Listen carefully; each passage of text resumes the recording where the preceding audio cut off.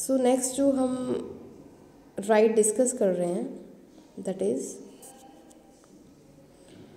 Next fourth right is the right to full opportunity for play and recreation. Yes of course. So बच्चों की overall growth के लिए, जिसे हम holistic growth कहते हैं, फिजिकल, मेंटल एंड इमोशनल, उसमें खेलना कूदना, स्पोर्ट्स में पार्टिसिपेट करना, ये बहुत ही इम्पॉर्टेंट है। क्यों? क्योंकि स्पोर्ट्स से सिर्फ वो एक फिज़िकल एक्टिविटी ही नहीं करते, उनमें सोशल इंटरेक्शन, पंक्चुअलिटी, लाइफ में कहीं पे भी जाना है, कोई काम करना है हमने, उसको हम टाइम पे कर सकें, और अगर कोई जीत होती है हमारी या हारते हैं हम, तो उसको हमने कैसे मीट करना है, मतलब कैसे डील करना है किसी भी प्रकार की लाइफ में। अगर विक्ट्री मिलती है या तुम लूज़ कर देते हो किसी भी गेम को, ठीक है, तो ये चीज़ें बच्चों के लिए बहुत ज़रूरी हैं। हम सब ये पढ़ तो लेते हैं लेकिन इसको इम्प्लीमेंट नहीं करते, तो ये इसकी इम्प्लीमेंटेशन होना बहुत ज़रूरी है बच्चे की ओवरऑल ग्रोथ एंड डेवलपमेंट के लिए। नेक्स्ट जो राइट है that is very common, I think, that is right to name and nationality. Of course, अगर कोई बच्चा कहीं पे भी पैदा हुआ है, जिस देश में, जिस स्टेट में, तो वहाँ पे उसको जो पेरेंट्स हैं नाम देते हैं, नेशनैलिटी उसके साथ जुड़ जाती है। अब इसकी ज़रूरत उसे कहाँ पड़ती है? जब उसने फ़ॉरेन जाना है, पासपोर्ट के लिए उसे अपने नेम एंड नेशनैलिटी चाहिए। किसी भी तरह के राइट्स हैं, किसी भी तरह की कोई भी लाइफ में जो ग्रोथ करनी है, उसके लिए नेम और नेशनैलिटी होना बहुत इंपॉर्टेंट है। Next is the sixth right, that is special care if handicap. Yes, so handicap जो चिल्ड्रन हैं, इनको हम गिफ्टेड चाइल्ड बोलेंगे।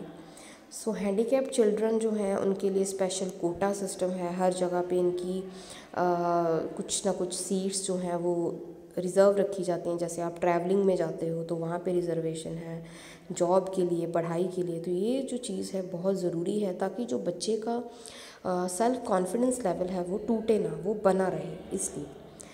Next right, that is very important, right to be among the first to receive relief at the time of disaster. अब आप सब लोगों ने टाइटैनिक मूवी ज़रूर देखी होगी। उसमें जो जितनी भी फीमेल्स हैं और बच्चे हैं, उनको सबसे पहले टाइटैनिक शिप से, छोटी छोटी शिप से बाहर इवैक्यूएट किया जाता है, सो दैट कि जो मदर्स हैं वो आगे और बच्चों को पैदा कर सके, और जो बच्चे हैं वो किसी भी कंट्री के फ्यूचर हैं, इसलिए।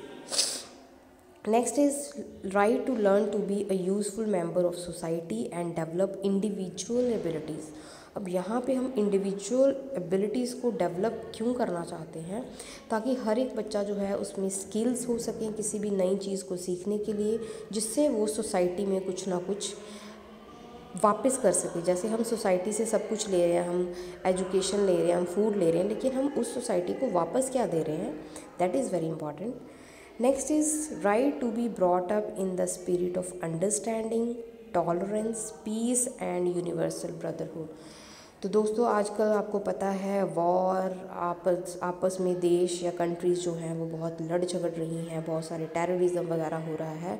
सो बच्चों को हमें स्टार्टिंग से ही सिखाना चाहिए कि हम सब एक हैं, यूनिवर्सल लेवल पे हम एक हैं। हमारे में अगर कोई गुस्सा करता है, कोई डांटता है, तो हमें टॉलरेट करना आना चाहिए। और पीस ऑफ माइंड है, जो वर्ल्ड में जो पीस हमने फैलाना है, वो सबसे इम्पॉर्टेंट चीज़ है।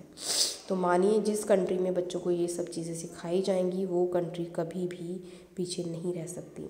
सो लास्ट जो राइट है, जो हम सबको मानना चाहिए, कि जितने भी 9 राइट्स हैं, ये किसी भी प्रकार की भेदभाव से मुक्त हैं।